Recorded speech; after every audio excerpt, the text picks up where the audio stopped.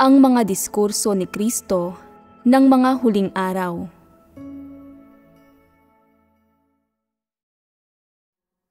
Sa pagbibigay ng isang tao ng puso niya sa Diyos, makakamit niya ang katotohanan. Upang hangarin ang katotohanan, dapat mong suriin ang iyong sarili sa lahat ng bagay para makita kung aling mga katotohanan ang wala sa iyo, na pumipigil sa iyo na ganap na magpasakop sa Diyos, na matakot sa Kanya at umiwas sa kasamaan, at natapat na gumawa ng iyong tungkulin. Pagkatapos ay dapat mong sangkapan kaagad ang sarili mo ng mga katotohanang iyon na wala sa iyo, para bukod sa kikilos ka ng pasok sa pamantayan, kasabay niyon ay gagawin mo rin ang tungkulin mo ng pasok sa pamantayan. Ang ilang tao ay mapagpalugod ng mga tao, hindi nila isinusumbong o inilalantad ang iba kapag nakikita nilang gumagawa ng masasamang bagay ang mga ito. Sila ay madaling pakisamahan at madaling maimpluwensyahan. Nagpapasakop sila sa mga huwad na lider at mga antikristo na nanggugulo sa gawain ng iglesia. Hindi nila pinapasama ang loob ng sinuman at palagi silang nakikipagkompromiso, walang pinapanigan. Kung titingnan, tila mayroon silang pagkatao. Hindi sila kumikilos ng may kalabisan at mayroon silang kaunting konsyensya at katwiran, pero kadalasan, tahimik lang sila at hindi nagpapahayag ng kanilang mga ideya. Ano ang masasabi mo sa gayong mga tao? Hindi ba tuso sila at mapandinlang? Ganito talaga ang mga mapandinlang na tao. Kapag may nangyayari, maaaring hindi sila nagsasalita o nagpapahayag ng anumang pananaw ng basta-basta, kundi laging nananahimik. Hindi ito nangangahulugan na sila ay makatwiran. Bagkus, nagpapakita ito na magaling siyang magpanggap, na may itinatago siya, na malalim ang kanyang katusuhan. Kung hindi ka nagtatapat sa kahit sino man, makakapagtapat ka ba sa Diyos? At kung hindi ka sinsero, kahit sa Diyos, at hindi ka nakakapagtapat sa Kanya, maiaalay mo ba ang puso mo sa Kanya? Tiyak na hindi. Hindi ka maaaring maging kaisa sa puso ng Diyos, kundi iwinawalay mo ang iyong puso sa Kanya. Nagagawa mo bang magtapat at sabihin kung ano talaga ang nasa puso mo kapag nakikipagbahaginan ka sa iba? Kung laging sinasabi ng isang tao kung ano ang tunay na nilalaman ng puso niya, kung magsasalita siya ng tapat, kung magsasalita siya ng diretsahan, kung siya ay taos at hindi talaga pabaya o walang gana habang gumaganap sa kanyang tungkulin, at kung kaya niyang isagawa ang katotohanang nauunawaan niya, may pag-asa ang taong ito na matamo ang katotohanan. Kung laging pinagtatakpan ng isang tao ang kanyang sarili at itinatago ang nilalaman ng kanyang puso para hindi iyon makita ng malinaw ni numan, kung nagbibigay siya ng maling impresyon para linlangin ang iba, siya ay nasa matinding panganib, siya ay nasa malaking gulo, magiging napakahirap para sa kanya na makamit ang katotohanan. Makikita ninyo sa pang-araw-araw na buhay ng isang tao at sa kanyang mga salita at gawa kung ano ang kanyang mga inaasam. Kung ang taong ito ay laging nagkukunwari, laging mahangin, hindi siya isang taong tumatanggap ng katotohanan at ibubunyag siya at palalayasin sa malaot madali. Aling landas ang tinatahak ninyong lahat? Hindi kailanman isang pagkakamali ang tumahak sa landas ng isang matapat na tao. Maaaring sabihin ng ilang tao, kapag nagbabahagi ka sa mga kapatid tungkol sa katotohanan, bakit mo sinasabi sa kanila ang saloobin ng puso mo? Hindi ba't kahangalan iyon? O, sa paglalantad ng masasamang tao at hindi mananampalataya, hindi ba't napapasama mo ang loob ng mga tao? hindi maaaring maging masyadong hangal ang mga mananampalataya sa Diyos. Ano ang mararamdaman mo pagkatapos marinig ang mga salitang ito? Dapat mong sabihin na, ang maging matapat na tao, magsalita ng totoo, at ang pagsunod sa mga prinsipyo ay matalino, tiyak na hindi ito kahangalan. Ito ang katotohanang dapat isagawa ng mga lumalapit sa Diyos. Ang mga mananampalataya sa Diyos ay dapat magpasakop at magbigay kasiyahan sa Diyos sa lahat ng bagay. Tama ang magbahagi tungkol sa katotohanan at buksan ang puso mo. Kapag nagbabahagi tungkol sa katotohanan, dapat kang magsalita tungkol sa tunay mong kalagayan. Magiging mabuti iyon sa iba at kapaki-pakinabang sa iyo. Ang paglalantad sa masasamang tao at walang pananampalataya ay responsibilidad ng mga hinirang ng Diyos. Magagawa mo ba ng maayos ang tungkulin mo kung natatakot kang mapasama ang loob ng iba? Ang mga hinirang ng Diyos ay dapat sumunod sa katotohanang prinsipyo, ilantad ang masasamang tao at ilantad ang mga walang pananampalataya. Ang pagiging matapat na tao ay ang pagsasagawa ng katotohanan at pagsunod sa mga prinsipyo. Ang mga hindi nagsasagawa ng katotohanan, pati na ang mga hindi sumusunod sa mga prinsipyo ay hindi matatapat na tao. Ano ang tingin mo sa pagpapabulaan ng ito? Ano man ang isipin ng ibang tao, hindi maaaring magbago ang mga mananampalataya sa Diyos mula sa pagiging isang matapat na tao o sa landas ng paghahangad sa katotohanan.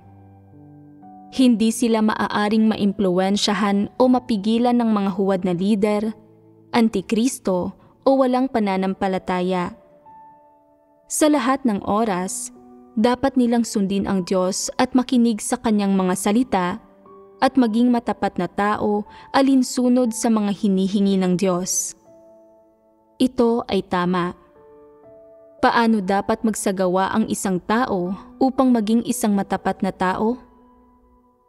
Dapat madalas siyang magnilay-nilay sa sarili para makita kung sa aling mga bagay pa rin siya maaaring nagbubunyag ng kanyang sinungaling, madaya at mapaninlang na disposisyon. Sa pamamagitan lamang ng pagkakilala sa kanyang sarili, sa kanyang mga mapagsinungaling na intensyon, at sa kanyang mapaninlang at tiwaling disposisyon niya magagawang talikdan ang laman at unti-unti siyang magiging isang matapat na tao.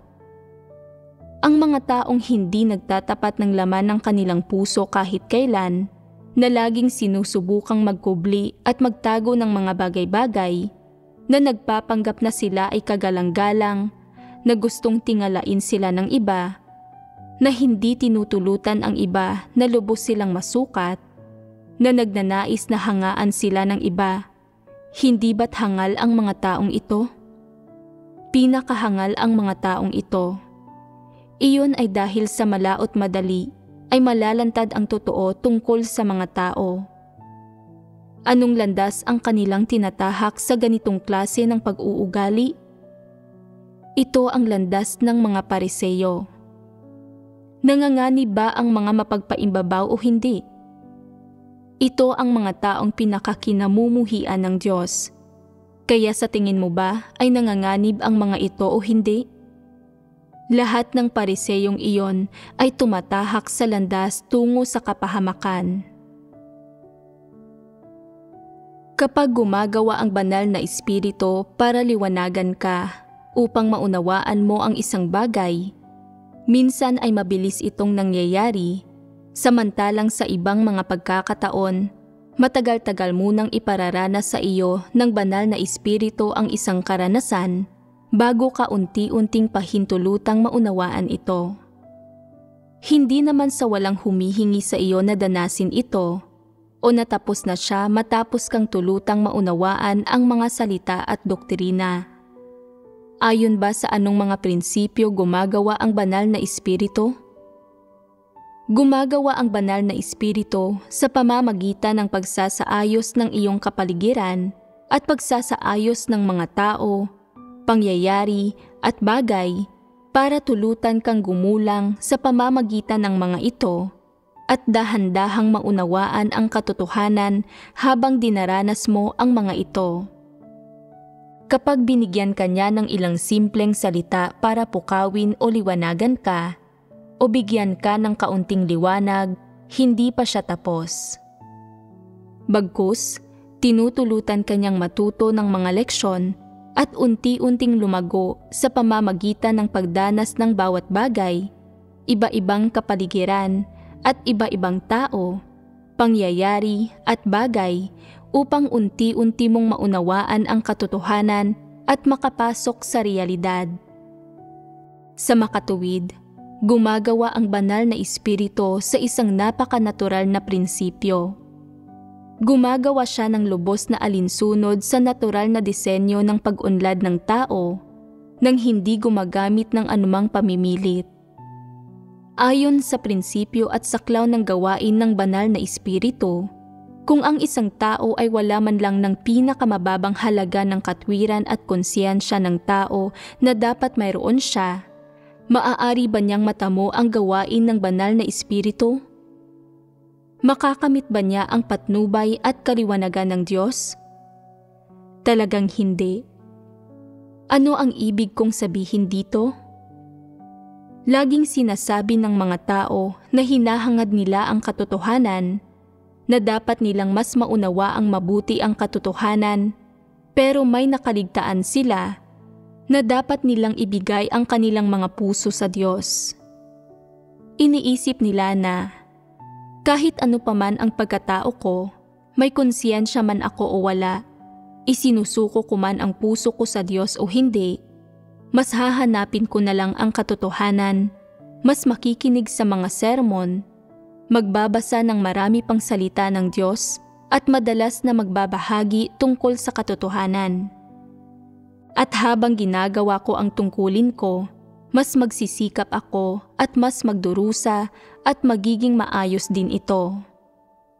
Pero hindi napagtatanto at hindi alam ng gayong tao ang pinakapangunahing kaalaman. Naiintindihan na ba ninyo kung ano ang pinakamababang dapat taglayin ng isang tao kung nais nilang maunawaan at makamit ang katotohanan? Konsiyensya at katwiran. Sa madaling salita, ang pinakamaliit na dapat gawin, dapat magkaroon ang isang tao ng matapat na puso. Tanging ang mga may tapat na puso ang kayang tumanggap sa katotohanan, magpasakop sa mga plano ng Diyos at gumawa ng kanilang tungkulin alinsunod sa mga hinihingi ng Diyos. Kung wala kang tapat na puso, hindi mo matutupad ang mga hinihingi ng Diyos at hindi mo rin magagawa ng maayos ang tungkulin ng isang nilikha. Ano ang ibig sabihin ng hindi pagkakaroon ng matapat na puso? Ibig sabihin nito ay wala kang pagkatao, isa kang diablo. Ano ang mga pagpapamalas ng pagkakaroon ng isang matapat na puso? Sa pinakamababa, dapat may mabuting pagkatao ang isang tao. Kapag ang isang tao ay may mabuting pagkatao, tunay na puso, konsyensya at katwiran, ang mga ito ay hindi walang kabuluhan o malalabong bagay na hindi nakikita o nahahawakan, ngunit sa halip, ang mga ito ay mga bagay na maaaring matuklasan kahit saan sa pang-araw-araw na buhay. Lahat ng ito ay mga bagay ng realidad. Sabihin na ang isang tao ay mahusay at perpekto. Isa ba iyong bagay na nakikita mo? Hindi mo makita, mahawakan, o kahit makinita kung ano ang maging perpekto o dakila. Ngunit kung sasabihin mong makasarili ang isang tao, nakikita mo ba ang mga kilos ng taong iyon at tumutugma ba siya sa paglalarawan? Kung ang isang tao ay sinasabing matapat na may tunay na puso, nakikita mo ba ang pag-uugaling ito? Kung ang isang tao ay sinasabing mapanlinlang, buktot at napakasama, nakikita mo ba ang mga bagay na iyon? Kahit na ipikit mo ang iyong mga mata, Maaari mong maramdaman kung ang pagkatao ng isang tao ay normal o kasuklam-suklam sa pamamagitan ng kung ano ang sinasabi niya at kung paano siya kumikilos. Sa makatuwid, hindi isang walang kabuluhang parirala ang mabuti o masamang pagkatao. Halimbawa, ang pagiging makasarili at napakasama, kabuktutan at panlilinlang, pagmamataas at pag-aakalang mas matuwid kaysa sa iba, ay lahat ng bagay na maaari mong maunawaan sa buhay kapag nakaugnayan mo ang isang tao. Ito ang mga negatibong elemento ng pagkatao. Kaya, maaari bang ang mga positibong elemento ng pagkatao na dapat taglayin ng mga tao, tulad ng katapatan at pagmamahal sa katotohanan, ay mapansin sa pang-araw-araw na buhay? Kung ang isang tao man ay may kaliwanagan ng banal na espiritu, kung makatatanggap man siya ng patnubay ng Diyos, kung taglay man niya ang gawain ng banal na espiritu, nakikita mo ba ang lahat ng bagay na ito? Natutukoy mo ba ang lahat ng ito? Ano ang mga kondisyong dapat mataglay ng isang tao para matamo ang kaliwanagan ng banal na espiritu, matanggap ang patnubay ng Diyos at makakilos ng ayon sa mga katotohanang prinsipyo sa lahat ng bagay? Dapat magkaroon siya ng tapat na puso, mahalin ang katotohanan, hanapin ang katotohanan sa lahat ng bagay, at maisagawa ang katotohanan sa sandaling maunawaan na niya ito.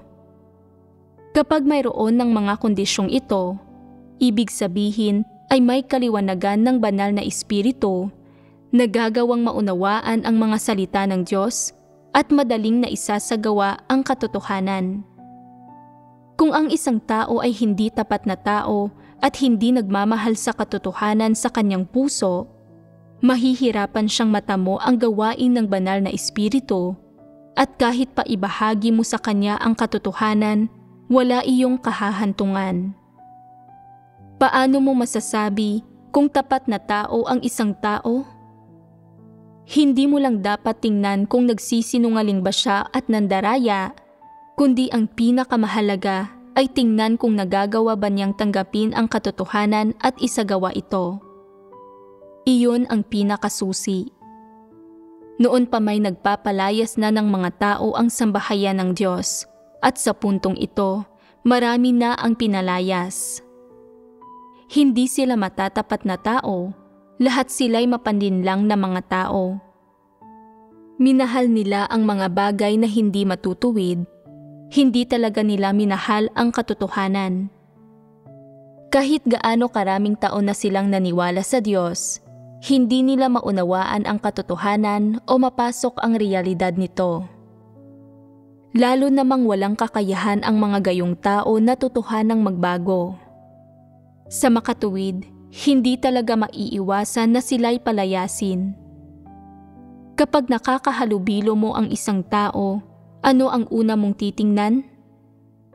Tingnan mo kung tapat ba siya sa salita at sa gawa, kung minamahal ba niya ang katotohanan at kaya ba niyang tanggapin ang katotohanan.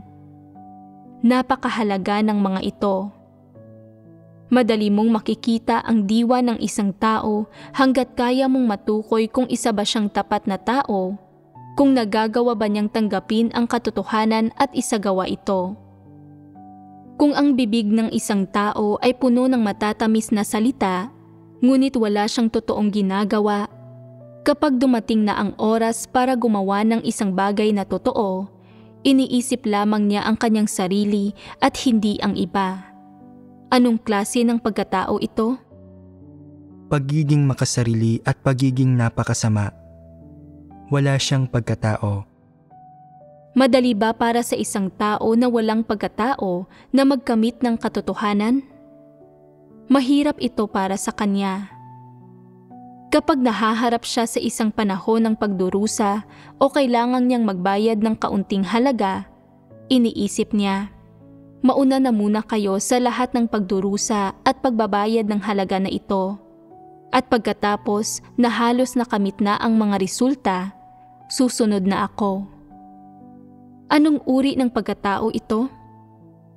Ang gayong mga pag-uugali ay kilalang lahat bilang kawalan ng pagkatao. Ang lahat ay may tiwaling disposisyon. Ngunit sa pagharap sa isang issue, ang konsyensya ng ilang tao ay gumagana at nakakaramdam sila ng paninisi sa sarili, kaya nagagawa nilang kumilos ayon sa kanilang konsyensya. Kahit na hindi nila sinasabing, hinahanap ko ang katotohanan at kailangan kong maging mabuting tao. Nagsisimula sila sa pamamagitan ng pagkakaroon ng isang gumaganang konsyensya at nagagawa nilang sabihin ng umaasa sa kanilang konsyensya, kailangang maging karapat-dapat ako sa biyaya at pagpili ng Diyos. Kaya kapag gumagana ang kanilang konsyensya, na isasagawa na ba nila ang katotohanan? Hindi ito tiyak. Ngunit kung kahit papaano ay mayroon sila ng kagustuhang ito, nagiging madali para sa kanila na isagawa ang katotohanan na siyang pinakapangunahing pundasyon para makamit ng mga tao ang katotohanan. Kapag nahaharap sa panganib, inaalala lang ng ilang tao ang magtago. Ang ilan ay pinoprotektahan ang iba at walang pakialam sa sarili nila. Kapag may nangyayari sa kanila, ang ilang tao ay nagtitiis at ang ilan ay lumalaban. Ito ay mga pagkakaiba sa pagkatao. Kaya anong uri ng tao ang malamang na magkakamit ng katotohanan? Maraming tao ang gumawa ng matatatag na kapasyahan sa harap ng Diyos at nanumpa na ibibigay sa Kanya ang kanilang buong buhay. Naguguguli nila ang kanilang sarili para sa Kanya at walang hahangaring kapalit. Gayunpaman, ang mga taong may masamang pagkatao ay palaging nag-aagawan para sa pakinabang, hindi kailanman nagbibigay o nagtitiis at hindi kailanman kumikilos ayon sa budhi. Madali ba para sa isang tulad nito na magkamit ng katotohanan? Madali ba para sa kanya na magawang perpekto ng Diyos? Hindi. Kaya anong uri ng tao ang madaling magawang perpekto ng Diyos at magkamit ng katotohanan? Mga taong may mabuting pagkatao. Kailangang may pamantayan para sa pagkakaroon ng mabuting pagkatao. Hindi kasama rito ang pagtahak sa landas ng pagtitimpi, hindi pagkapit sa mga prinsipyo, pagsisikap na huwag makasakit ng sinuman, pagsipsip kahit saan ka magpunta, pagiging matatas at wais sa lahat ng iyong nakakasalamuha, at panghihikayat sa lahat na magsabi ng maganda tungkol sa iyo. Hindi ito ang pamantayan. Ano kung gayon ang pamantayan? Ito ay ang magawang magpasakop sa Diyos at sa katotohanan. Ito ay ang pagharap sa tungkulin at iba't ibang uri ng tao, pangyayari at mga bagay ng may mga prinsipyo at pagpapahalaga sa responsibilidad.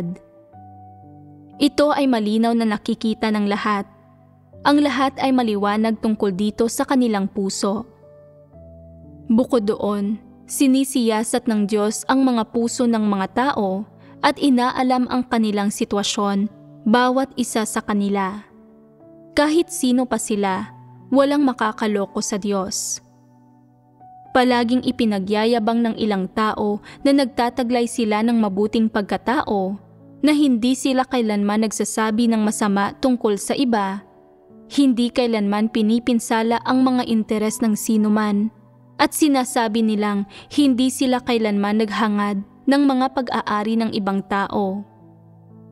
Kapag mayroong pagtatalo sa mga interes, pinipili pa nga nilang dumanas ng kawalan kaysa samantalahin ang iba, at iniisip ng lahat ng iba na mabubuti silang tao. Gayunpaman, kapag ginagampanan ang kanilang mga tungkulin sa sambahayan ng Diyos, tuso at madaya sila, palaging nagbabalak para sa kanilang sarili. Hindi nila kailanman iniisip ang kapakanan ng sambahayan ng Diyos. Hindi nila kailanman tinatrato na madalian ang mga bagay na tinatrato ng Diyos na madalian, o nag-iisip gaya ng pag-iisip ng Diyos, at hindi nila kailanman kayang isantabi ang sarili nilang mga kapakanan upang magampanan ang kanilang mga tungkulin. Hindi nila kailanman tinalikdan ang sarili nilang mga kapakanan. Kahit na nakikita nilang gumagawa ng kasamaan ang masasamang tao, hindi nila inilalantad ang mga ito.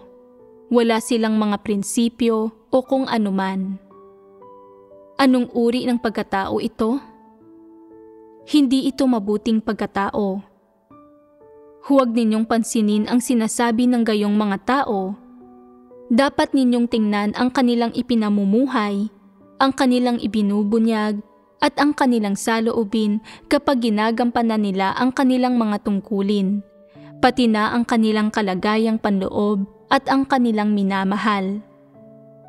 Kung ang pagmamahal nila sa sarili nilang katanyagan at pakinabang ay nakahihigit sa kanilang katapatan sa Diyos, kung ang pagmamahal nila sa kanilang sariling katanyagan at pakinabang ay nakahihigit sa mga interes ng sambahayan ng Diyos, o kung ang kanilang pagmamahal sa sarili nilang katanyagan at pakinabang ay nakahihigit sa konsiderasyong ipinapakita nila para sa Diyos, nagtataglay ba ang gayong mga tao ng pagkatao? Hindi sila mga taong may pagkatao. Nakikita ng iba at ng Diyos ang kanilang paggawi. Napakahirap para sa gayong mga tao na matamo ang katotohanan. Ngayon, naiintindihan ba ninyong lahat kung anong uri ng mga tao ang nakakapagkamit ng katotohanan? Lahat ay handang hangarin ang katotohanan. Lahat sila ay nananalig sa Diyos, nagtitipon at nakikinig sa mga sermon, gumagawa ng kanilang mga tungkulin at nagbabahaginan tungkol sa katotohanan. Ngunit bakit pagkatapos ng ilang taon, nakakapagsalita ang ilang tao tungkol sa kanilang mga testimonya ng karanasan at nakakapagpatotoo sila tungkol sa Diyos, samantalang ang ilang tao ay wala man lang testimonya ng karanasan ni hindi nila nagagawa ng maayos ang anumang tungkulin? Ano ang ipinagkaiba?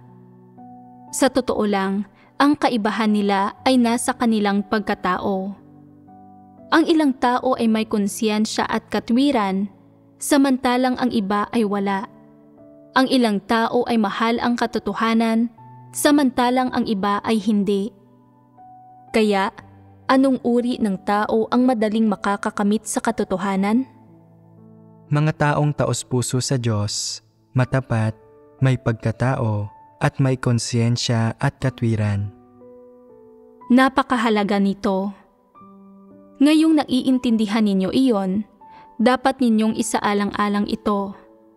May kaugnayan ba ang pagkaunawa at pagkamit ng katotohanan sa hitsura, kakayahan, antas ng edukasyon, sirkumstansya ng kapanganakan, edad, sitwasyon ng pamilya, mga talento, o mga profesional na kasanayan na pinagkadalubhasaan ng mga tao? Masasabing sa esensya ay hindi nauugnay ang mga ito. Ang ilang tao ay may mahinang kakayahan, pero sila mismo ay lubos na maaasahan. Ibinubuhos nila ang buong lakas na mayroon sila, hindi nagpapakatuso at nanlilinlang, at sila ay masigasig at umaako ng responsibilidad sa mga bagay-bagay. Kapag nagkakamali sila, nagagawa nilang tanggapin ang katotohanan at magsagawa ng ayon sa mga prinsipyo. Kapag nahihirapan sila, nagagawa nilang hanapin ang katotohanan. Lalong bumubuti ang mga resulta ng paggawa ng kanilang tungkulin, at bagamat minamaliit sila ng matatalinong tao, gusto ng Diyos ang ganitong uri ng tao. Kapag nagbibigay ng biyaya ang Diyos sa mga tao at tinutulutan silang maunawaan ang katotohanan, hindi niya tinitingnan ang kanilang hitsura, antas ng edukasyon, kalidad ng kanilang kakayahan, o ang kanilang kahusayan sa pagsasalita. Hindi tinitingnan ng Diyos ang alinman sa mga ito. Sinasabi ng ilang tao, "Hindi ako magaling magsalita, pero nakakakita ako ng mga taong napakahusay sa kanilang pananalita." Hindi ako matangkad at karaniwan lang ang hitsura ko. Hindi ako nakapag-aral at hindi rin masyadong mahusay. Hindi ba't ibig sabihin niyon ay katapusan ko na? Anong klaseng pag-iisip ito? Hindi ba't maling pagkaunawa ito sa Diyos? Hindi ba't nangangahulugan ito na hindi ninyo nauunawaan ang kalooban ng Diyos? Hindi ba mapanghimagsik ang mga taong nagtataglay ng perspektibong ito? Talagang hindi nila nauunawaan ang kalooban ng Diyos. Iniisip nila na ang lahat ng inililigtas at ginagawang perpekto ng Diyos o binibigyang liwanag at inaakay niya ay matatalino, na nakakapagsalita sila ng napakahusay, na mayroon silang malawak na edukasyon at kaalaman, na lahat sila ay henyo at na gusto sila ng Diyos. Hindi ba't paninirang puri ito laban sa Diyos? Hindi talaga nila nauunawaan ang pag-iisip ng Diyos. Palaging sinasabi ng mga tao na ang Diyos ay matuwid at na nakikita niya ang puso ng mga tao, pero kapag nangyayari sa kanila ang mga bagay-bagay, hindi nauunawaan ng mga tao ang Diyos. Mas naiintindihan na ba ninyo ngayon? Ano ang nakikita ng Diyos kapag tinitingnan niya ang mga tao? Nakikita niya ang kanilang puso. Lahat ng sinasabi at ginagawa ng mga tao ay kontrolado ng kanilang puso. Kung matapat ang puso mo, magkakaroon ka ng mabuting pagkatao. Unti-unti mong mauunawaan ang katotohanan, medyo matutugunan mo ang mga hinihingi ng Diyos, at magagawa mong isaalang-alang ang kalooban ng Diyos. Kung masyadong mapanlinlang ang puso mo, sarado at matigas, kung makasarili ka, walang mabuting pagkatao, at palaging naiipit sa mga kuro-kuro, ipinagpapalagay kung paano dapat kumilos ang Diyos. Kung hindi mo nauunawaan ang Diyos at hindi kailanman naaarok ang kanyang kalooban kapag nahaharap ka sa isang bagay na hindi akma sa mga kuro-kuro mo, makakamit mo ba ang katotohanan? Hindi mo makakamit ito. Sa huli, kapag hindi mo makamit ang katotohanan, sisisihin mo ba ang sarili mo, ang iba, o ang Diyos? Sasabihin mo bang hindi patas ang Diyos? Sisisihin namin ang aming sarili. Tama, sisisihin mo ang sarili mo. Kaya ano ang dapat gawin ng isang taong tulad nito para makamit ang katotohanan? Dapat niyang hanapin ang katotohanan at isagawa ito, at dapat siyang kumilos at magsagawa sa mga partikular na paraan. Kung nakakaunawa siya ng hindi nagsasagawa, hindi pa rin niya makakamit ang katotohanan. Kapag nakikitaan ka ng pagkamakasarili at mga pagpapakana para sa sarili mong pakinabang, at natatanto mo iyon, dapat kang manalangin sa Diyos at hanapin ang katotohanan para lutasin ito. Ang unang bagay na dapat mong mabatid ay nasa diwa. Ang pagkilos sa ganitong paraan ay isang paglabag sa mga katotohanang prinsipyo. Nakakapinsala ito sa gawain ng iglesia.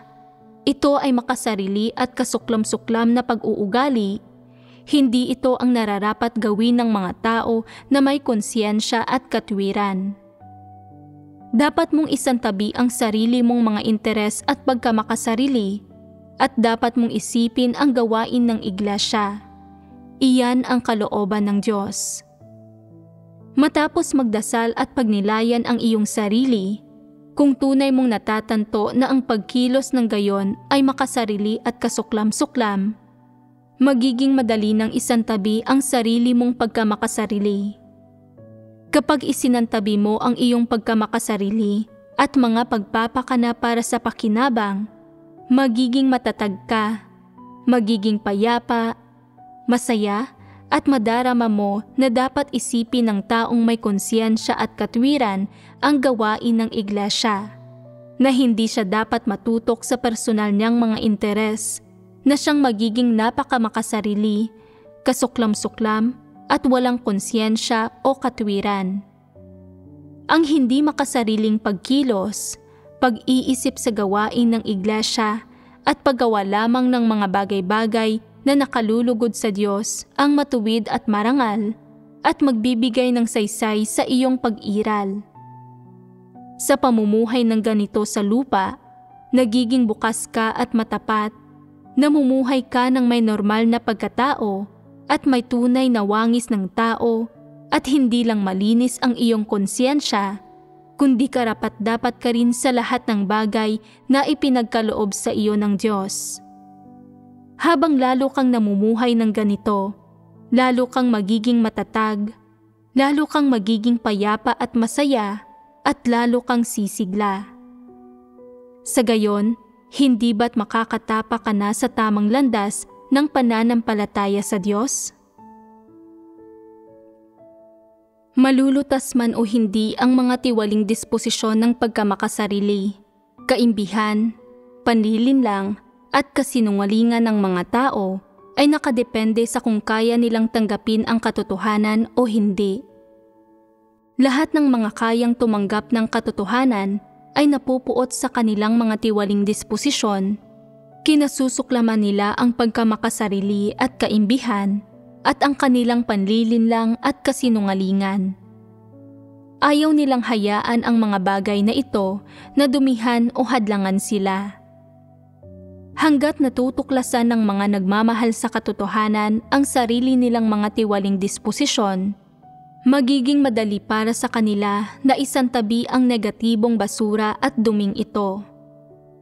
Yaong mga hindi nagmamahal sa katotohanan ay itinuturing ang mga negatibong bagay na ito bilang kayamanan.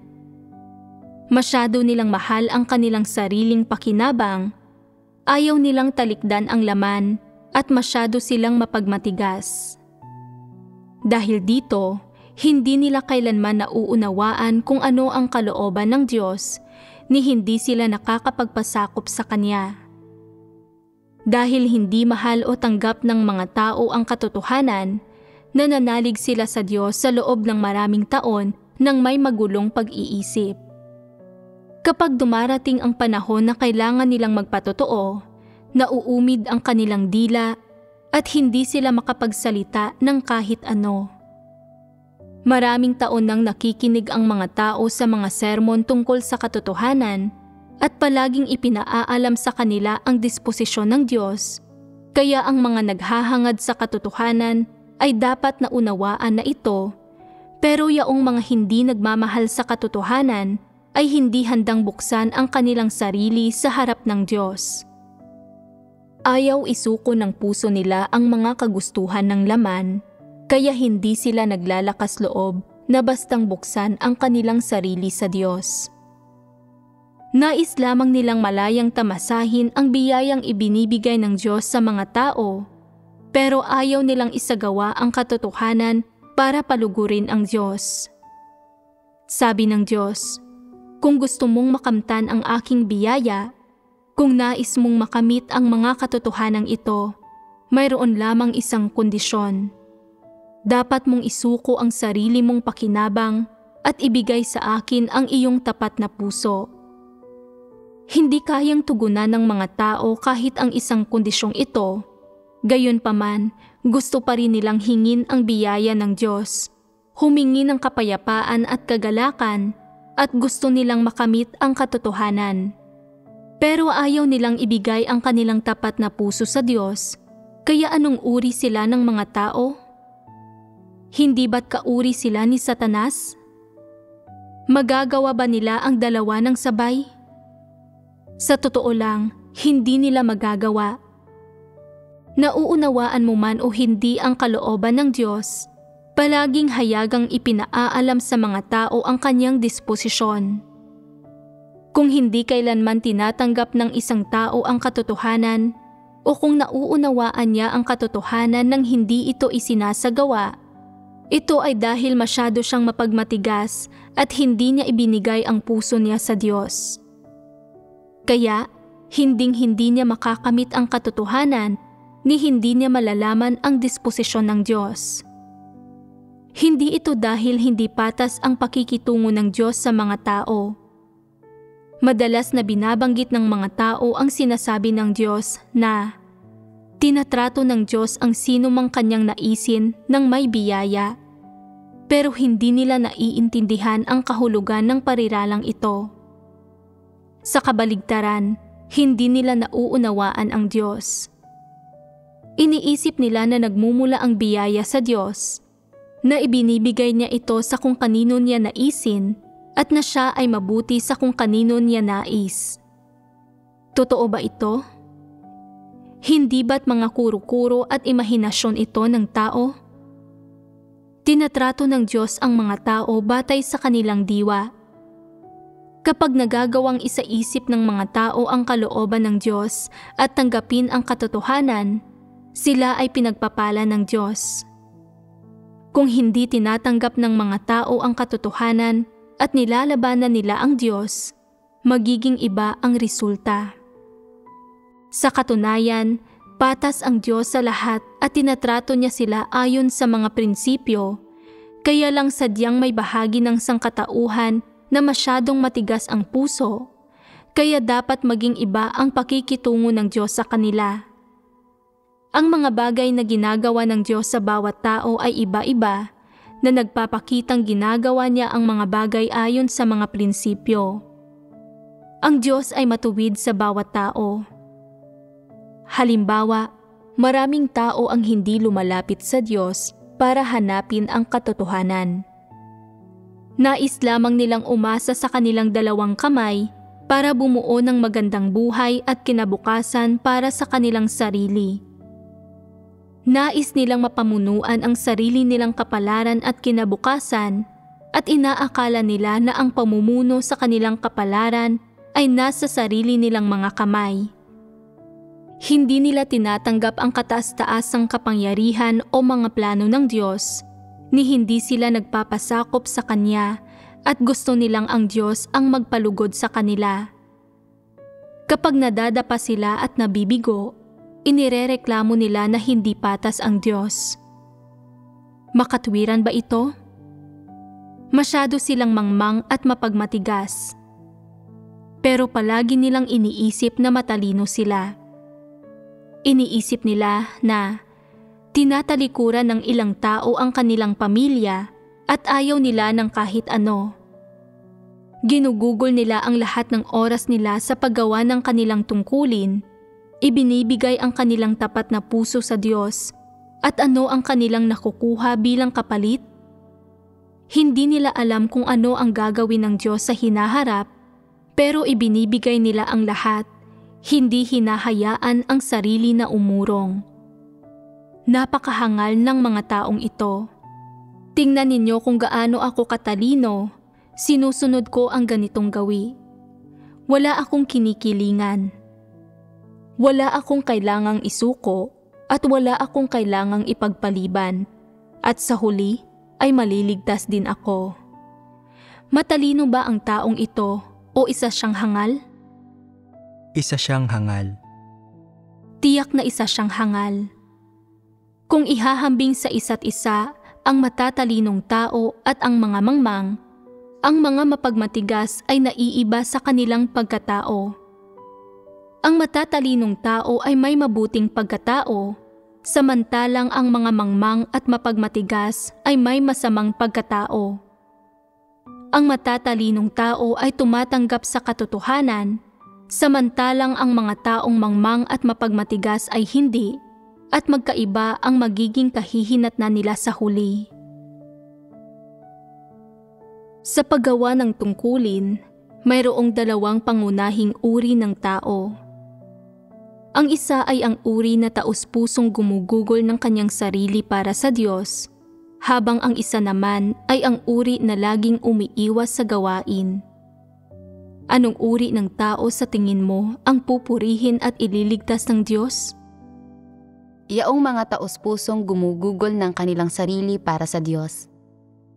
Nais ng Diyos na makamit ang mga taong iyon na taus-pusong gumugugol ng kanilang sarili para sa Kanya. Sa totoo lang, hindi marami ang hinihingi ng Diyos sa mga tao. Hinihiling lamang niya na taus-pusong gagawin ng mga tao ang kanilang tungkulin. Hindi niya gustong kuhanin ang personal mong pakinabang. Binigyan kayo ng Diyos ng mga pagkakataong magsanay sa paggawa ng inyong tungkulin at sa pagpapabuti ng lahat ng uri ng talento, at ang gusto niya ay ang sinseridad ng mga tao. Kahit saan mo gawin ang tungkulin mo o kung anuman ang tungkulin mo, ibinigay sa iyo ng Diyos ang pinakamalaking pagkakataon kung saan mapapabuti mo ang iyong mga talento at kasanayan hanggat maaari. At sa huli, nais ng Diyos na tulutan kang makamit ang katotohanan sa lahat ng uri ng kapaligiran at tungkulin, na maunawaan ang kanyang kalooban at maisabuhay ang wangis ng tao. Ito ang kalooban ng Diyos. Hindi nais ng Diyos na kuhanin ang lahat sa iyo. Sa halip, nais niyang kumpletuhin ang lahat para sa iyo. Gusto niyang ibigay sa iyo ang lahat.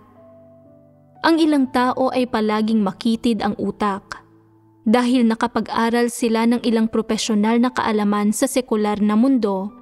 Iniisip nila na kung gagawin nila ang kanilang tungkulin, mapapabayaan nila ang lahat ng kanilang profesional na kaalaman. Kahit na talagang hindi ito magagamit, tunay bang katumbas ito ng kawalan? Sa paggawa ng tungkulin mo ngayon, makakamit mo ang katotohanan at buhay. Kung ihahambing, alin ang mas mahalaga? Ang kaunting walang silbi at napabayaang kaalaman o ang katotohanan at buhay? Bukod pa roon, ang tunay na mga kapaki-pakinabang na bagay na natututuhan mo ay maaaring mapabuti at magamit habang ginagawa mo ang iyong tungkulin. Hindi ba't magiging mas matatag ang memorya mo sa mga bagay na ito kung magagamit mo ang mga ito sa paggawa ng iyong tungkulin? Ang tandaan, ang mga bagay na hindi mo nagagamit ay nakayayamot lang at isang abala, kaya hindi naman gaanong nakapanghihinayang kung hindi magagamit ang mga ito. Ngayon, ang mga libangan at kasanayan ninyo ay napapabuti habang ginagawa ninyo ang inyong tungkulin. Isa pa, habang ginagawa ninyo ang tungkulin ng isang nilalang sa panahong ito, nauunawaan ninyo ang katotohanan at nakapapasok sa tamang landas ng buhay. Kay sayang pangyayari, kay swerte. Paano man ninyo tingnan ito, hindi ito isang kawalan.